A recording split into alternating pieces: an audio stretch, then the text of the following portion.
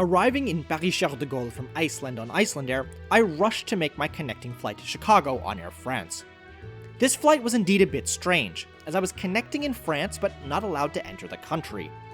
What's it like flying on an empty Air France 777 transatlantic in economy? Let's find out.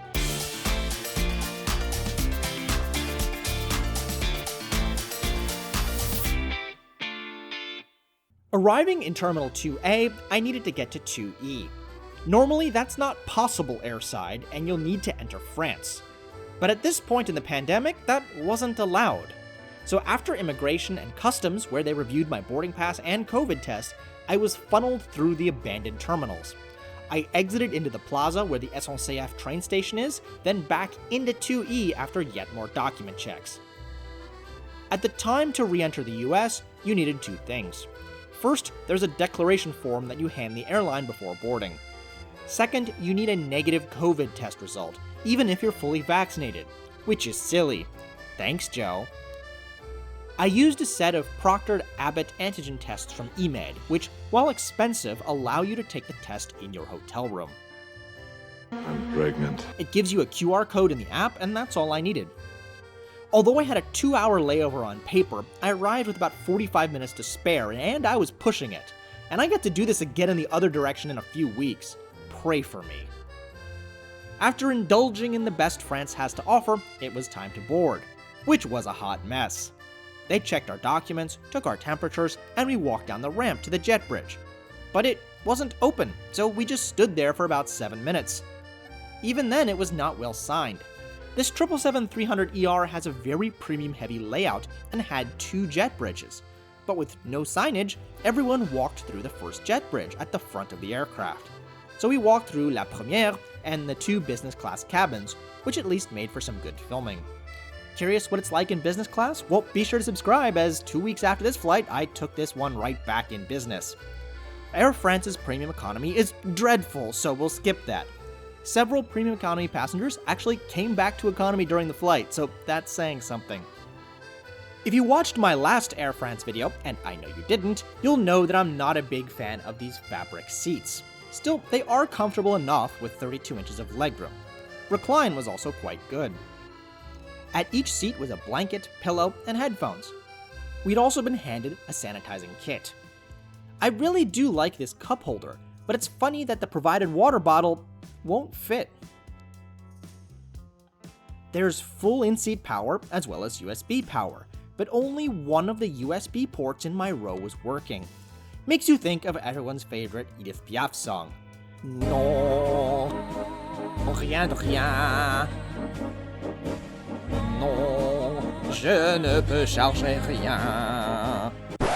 Forget just an empty row, all of the rows around me were empty. I'd guess there were about 60 passengers or so on the plane. Pushback time came and went. A mumbling announcement was made in both French and English that there was a slight problem, but it was so faint that even the rest of the cabin crew couldn't understand it. It turns out that the landing gear lights needed to be changed. Now, I could make a joke about how many Air France mechanics it takes to screw in a light bulb, but there's no need. I can tell you, though, that it took 50 minutes. I should also point out that the entire Air France crew were quite pleasant and seemed happy to be working the flight. As we pushed back, I was greeted by a group of subscribers who wanted to film me. Darn, and here I thought I was anonymous. I've clearly made it big on YouTube now that I'm being recognized. The overhead monitors actually showed the camera for taxi and takeoff, which is pretty cool. We held for a while for landings as a thunderstorm raged in the background. We finally lifted off an hour and 20 minutes late.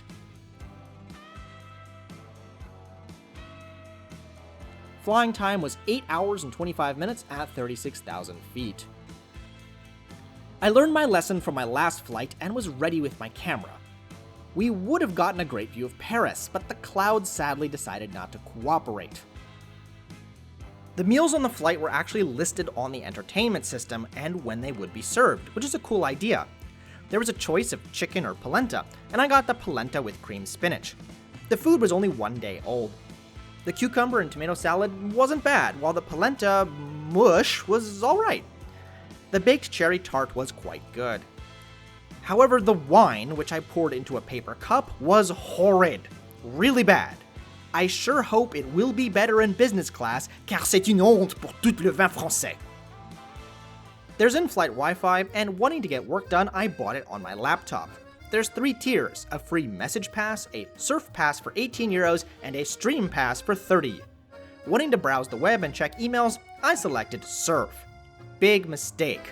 It was dreadfully slow, and I spent the entire 8 hours loading emails. Even then, over 300 didn't arrive. Now, that's in large part because one of my clients sends attachments everywhere, but it did hamper my ability to work, sadly. The in-flight entertainment was decent with a good selection of English and French content. However, they only had the first 3 episodes of TV shows, so one might run out pretty quickly. The lavatory was standard with nothing remarkable. There were snacks available in the galley, and I snagged a petit beurre. The meal prior to landing was served late, but came in this cute bag. The poor baguette was quite mushy by this point, but the flavors of the cheese sandwich were good. We flew over Lake Huron, Lake Michigan, before passing Chicago. We got a good view of the city, as well as O'Hare Airport. We swung way out to the west before landing.